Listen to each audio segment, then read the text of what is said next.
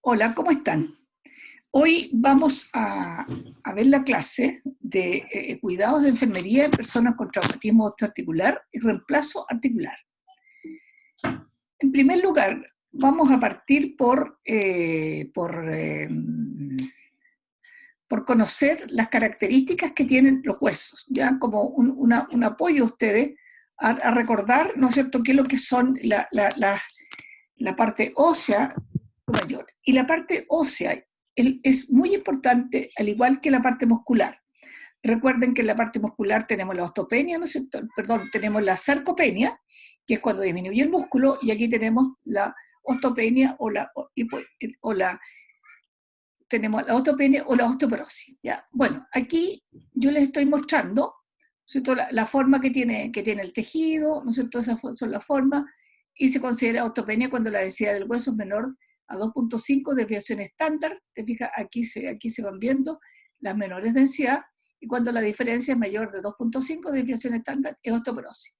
Entonces, el hueso que está aquí a la derecha está con osteoporosis, así es como se ve, y el hueso que está acá abajo a la derecha está con una osteopenia. Ahora, para poder ver la osteoporosis es necesario hacer una densitometría ósea. En cambio, la osteopenia se ve a la radiografía. Ahora, ¿cuáles son los efectos de estos cambios? A nivel de vértebra aparecen muchos espolones, ¿ya?, que son estos huesitos que sobresalen.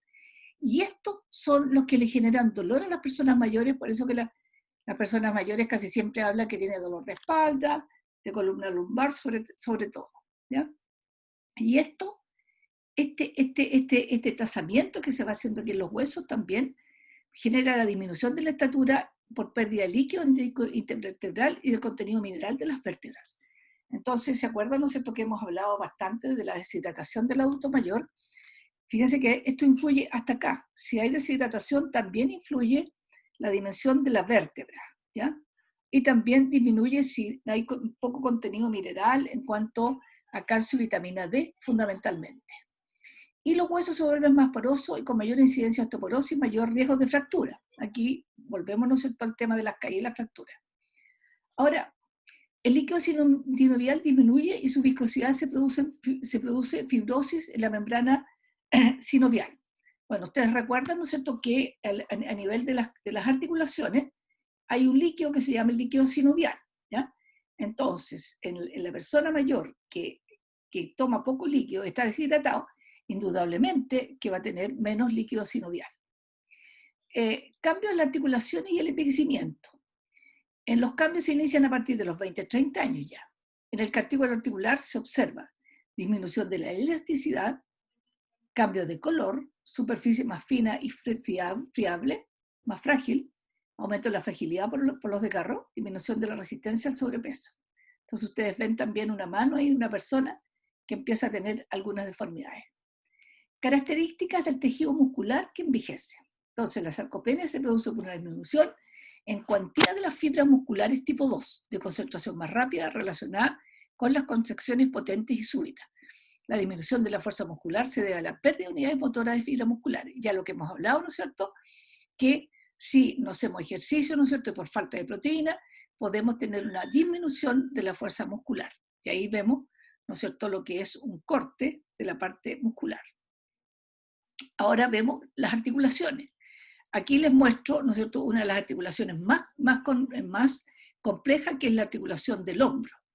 Y como vemos acá, ¿no es cierto?, tiene una serie de ligamentos, tiene una serie de músculos, y uno de los problemas más graves que nosotros encontramos en el adulto mayor son lesiones del manguito rotador, y que pueden llevar hasta al hombro a perder completamente su funcionalidad o limitar la funcionalidad. Entonces, aquí es muy importante que cuando nosotros hagamos el PAM y hagamos que la persona levante los brazos, y si hay una disminución de la funcionalidad, es bueno mandarlo al kinesiólogo para que vea si puede recuperar esa funcionalidad. También la otra articulación compleja es la rodilla, y en la rodilla también se produce artrosis, y la que vemos nosotros más que nada es la artrosis leve y moderada, que la vemos en atención primaria, ¿no es cierto?, en donde fundamentalmente está el alivio del dolor a través de paracetamol y el ejercicio, la alimentación y también la fisioterapia, que es calor o frío, depende si está inflamado o es un proceso crónico.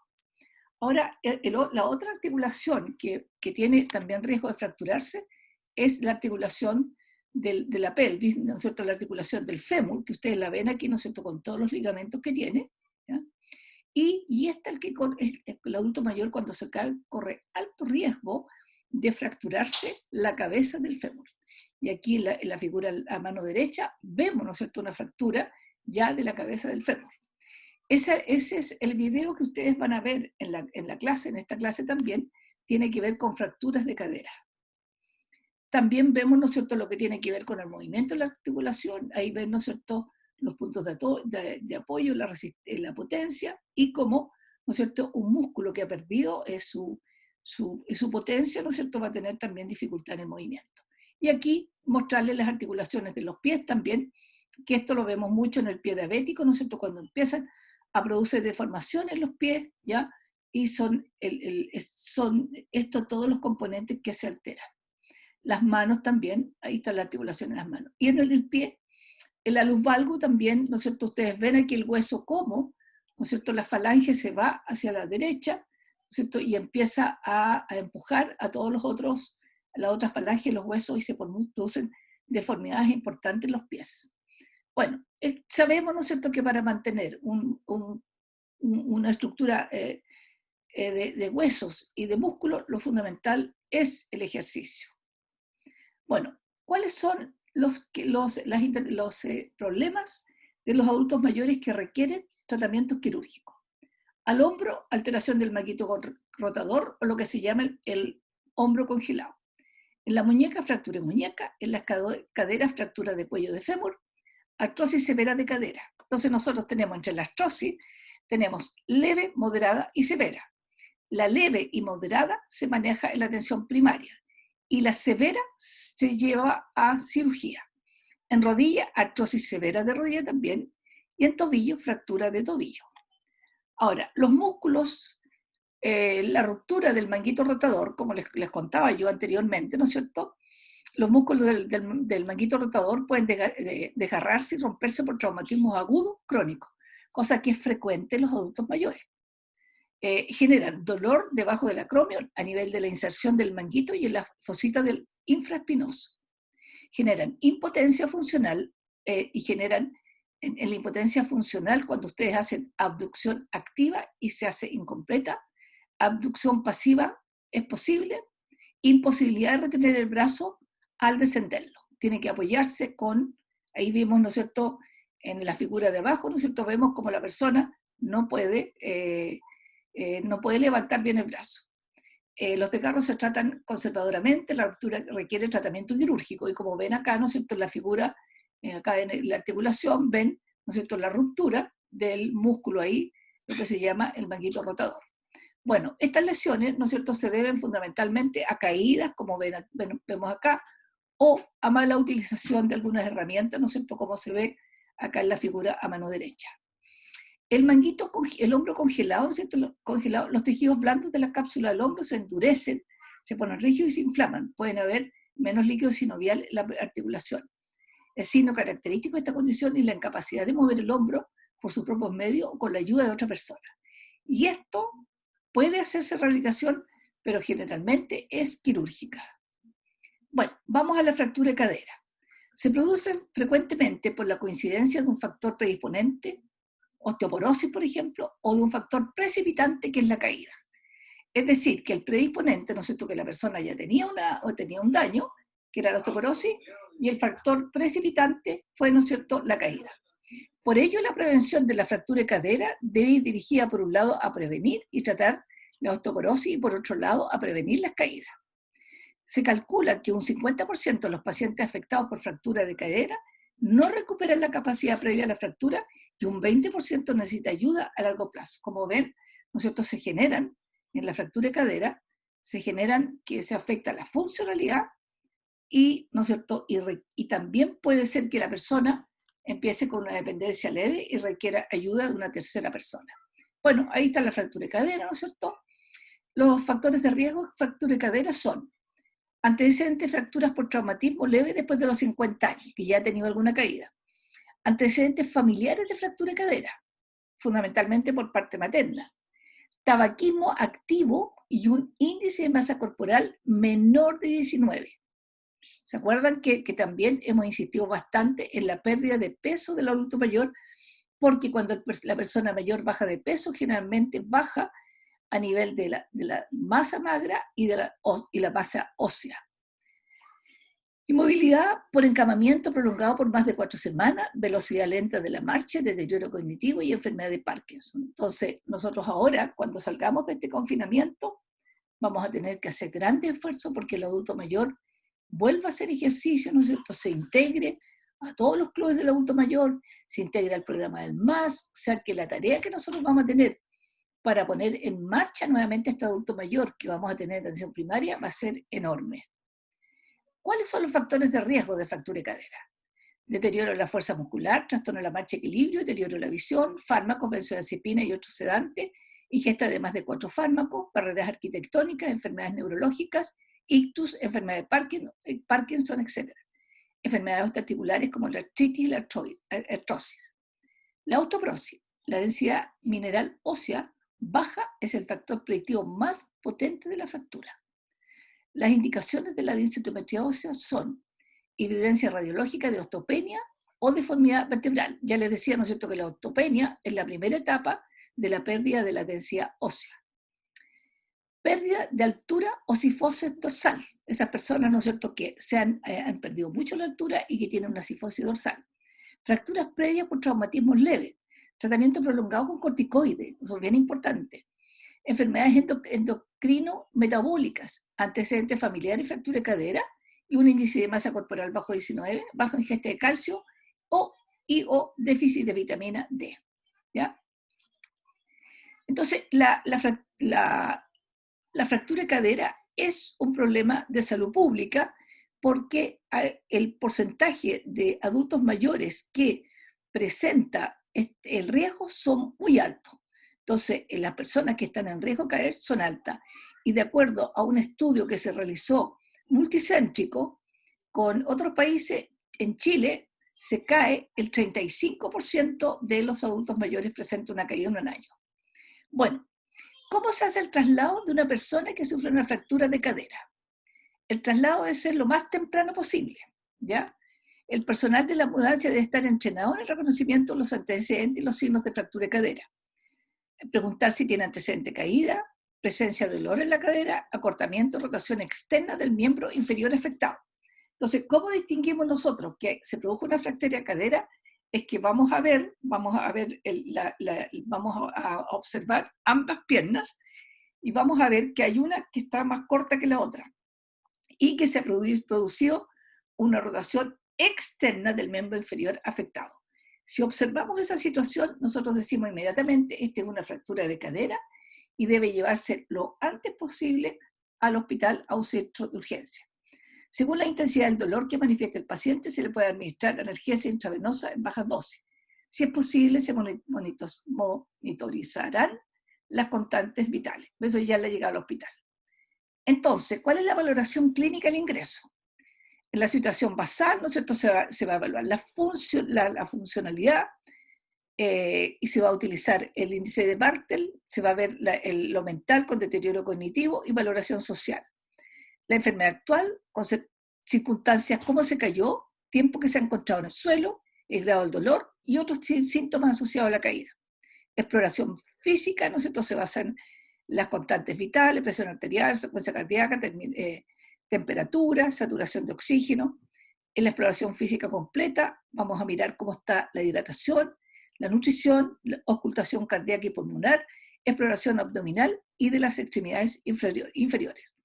Y exploraciones complementarias, las de laboratorio y estudios radiológicos. Y haremos la lista de problemas, ¿no es cierto? Y definiremos y veremos las prioridades y haremos el tratamiento inicial. Ahora, ¿cuáles son los primeros cuidados? Son fundamentalmente cuidados de enfermería. Asegure que la cama o la camilla esté condicionada para evitar úlceras por presión, que la temperatura sea adecuada para evitar enfriamiento del paciente y así evitar cuadros respiratorios. Entonces, eso, desde que llega la persona al servicio de urgencia, tenemos que preocuparnos de todos estos aspectos porque en la medida que un adulto mayor con fractura de cadera nos preocupamos de él desde el inicio, el pronóstico de esa cirugía va a ser mucho mejor.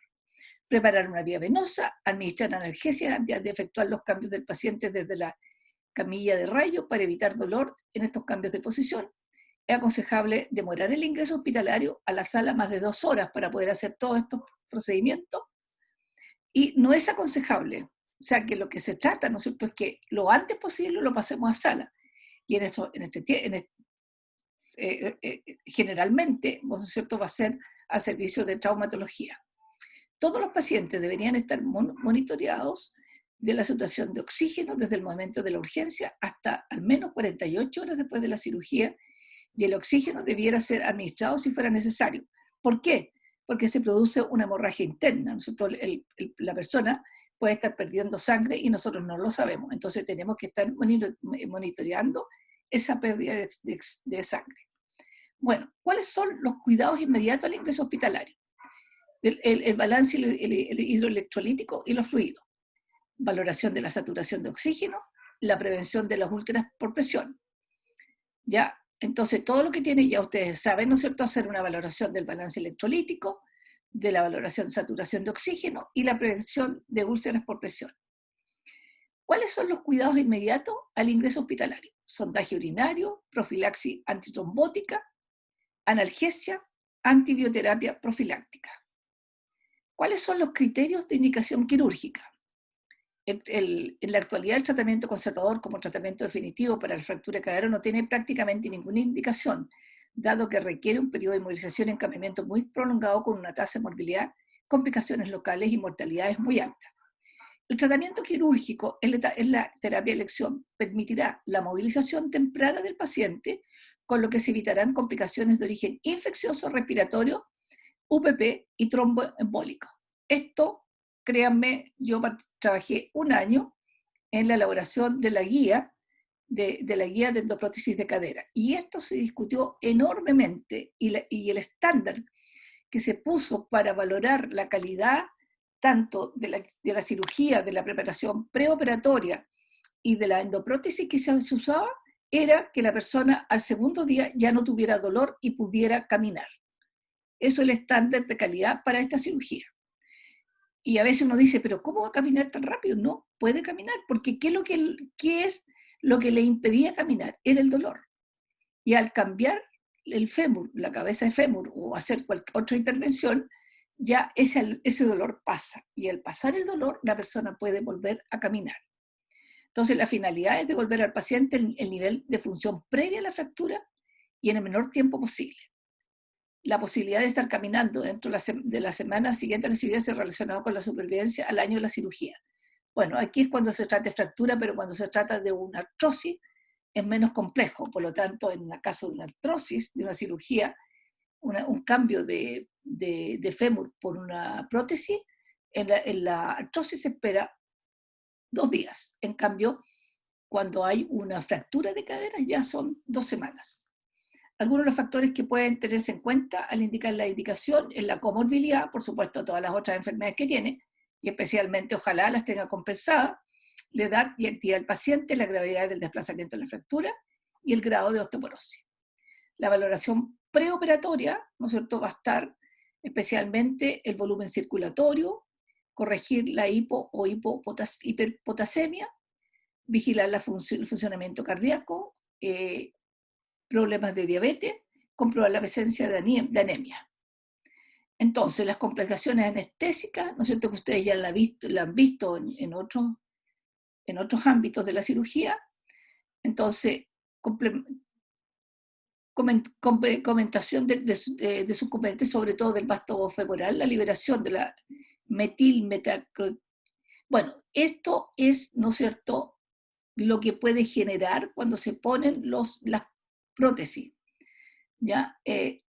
Cuando nosotros definimos qué prótesis se iba a usar, se estudió la calidad de la prótesis, porque a veces las prótesis, como tienen tanto movimiento, pueden empezar a desgastarse y ese polvillo que sale empieza a caer y a generar grandes problemas en la persona que tiene la prótesis y que lo pueden llevar a tener que hacer un recambio de prótesis. Entonces, problemas derivados de la calidad del vástago o de la prótesis que se va a poner.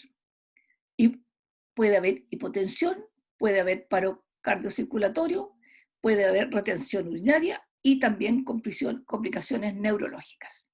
Bueno, aquí están las técnicas de la cirugía y esto ustedes lo van a ver bien en el video y van a ver por qué la enfermera que explica en el video por qué hay que tener tanto cuidado postoperatorio.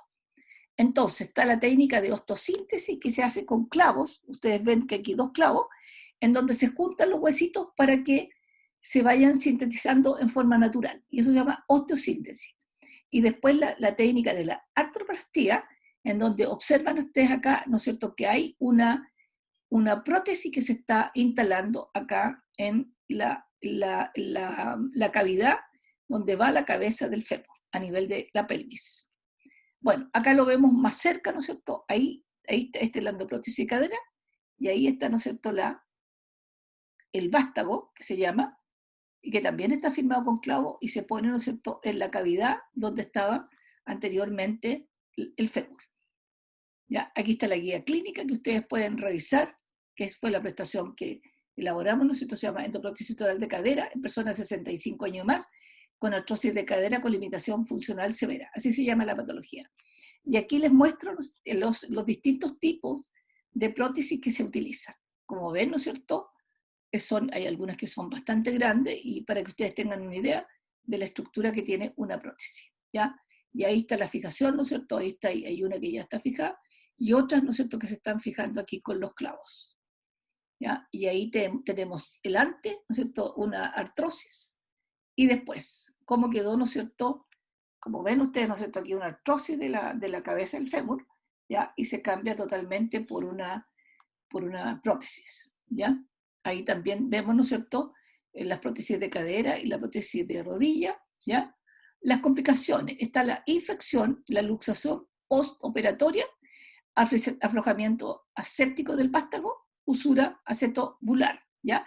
Esto lo van a ver en el video que les vamos a presentar en esta clase. Bueno, no les paso esto rápidamente, porque esto significa que si hay un daño en la prótesis que se puso, tan traumático como esta es la cirugía de recambio. Tener que cambiar una prótesis es algo muy traumático, ¿ya? Bueno, y el tratamiento sintomático y preventivo, síndrome confusional agudo, ¿no es cierto?, prevenirlo, ya ustedes lo han visto también eso, síndrome confusional agudo, el estreñimiento, también hay que prevenirlo, las úlceras por presión, por supuesto, las alteraciones del sueño-vigilia, las infecciones intrahospitalarias, ¿cierto?, las descompensaciones de enfermedades crónicas, por supuesto, casi todas estas personas van a tener hipertensión, diabetes, etc. Y el control de enfermería, importante, ¿no es cierto?, estar evaluando el dolor, previniendo el dolor, alteraciones constantes de los signos vitales, del balance hidroelectrolítico, síndrome confusional agudo o delirium, sangrado abundante por herida quirúrgica, NEA. Como ven, ¿no es cierto?, nosotros tenemos en la parte postoperatoria en enfermería un trabajo enorme, y tenemos, ¿no es cierto?, que estar observante, estar evaluando, valorando a este paciente, e inmediatamente que valoramos que hay algo que está alterado, avisar, ¿no es cierto?, a médico para hacer una intervención lo más rápida posible. Y la alimentación, ¿no es cierto?, es un aspecto muy, muy importante.